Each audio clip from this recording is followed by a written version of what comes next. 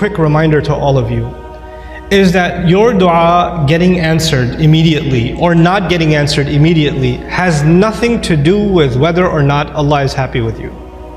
It has nothing to do with that. There's no connection between those two things. And even if there was a connection, you will never know. You cannot guess what the reason is. So the first thing I want to remind myself and all of you is that prophets ﷺ, all of them, much before us, Allah mentions their du'as consistently in the Quran. And Allah also mentions their problems consistently in the Quran. You don't think, for example, that Yaqub alayhi salam, the father of 12 sons, made dua for all of his sons?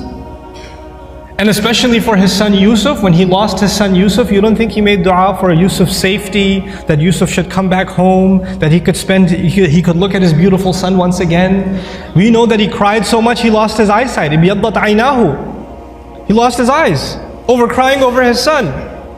And all of those du'as for so many years go unanswered, and then eventually get answered.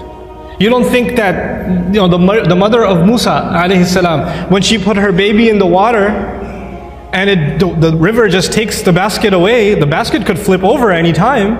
And how do you know the basket is waterproof? How do you know it's not going to leak? How do you know it's not going to hit a rock and it's done?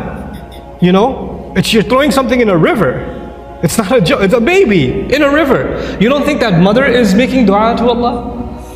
And notice the difference. In that case, in the case of Musa's mother, she makes dua to Allah, and a few hours later, she's reunited with her son. Just a few hours later. By the time the baby is hungry for the next meal, he's back with his mother. And in the other case, with the case of Yusuf alayhi salam, he was separated from his father. But he wasn't reunited with his father for many years.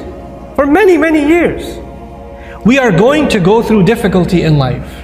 And all of our problems are not going to be solved because we made a dua to Allah. Understand the reality of dua. What is the purpose of dua? We often confuse dua with talab. Talab in Arabic means to ask for something, to demand something. Dua means literally to call. That's what it means. Da'awtukum, I called you, I invited you, I cried out to you. This is dua. When we make dua to Allah, sometimes in that dua we are making demands. It's true. We're making requests. But we should never forget that all of those requests, you know what they are at the end of the day? It's a humble slave of Allah turning back to Allah and begging Allah to help him with whatever problem. But it's more than Allah solving your problem. It's just the act that you communicated with Allah that's the most valuable thing. The fact that you actually engaged Allah in conversation, that is the goal in the end. Whether or not Allah will solve your problem immediately is a separate problem.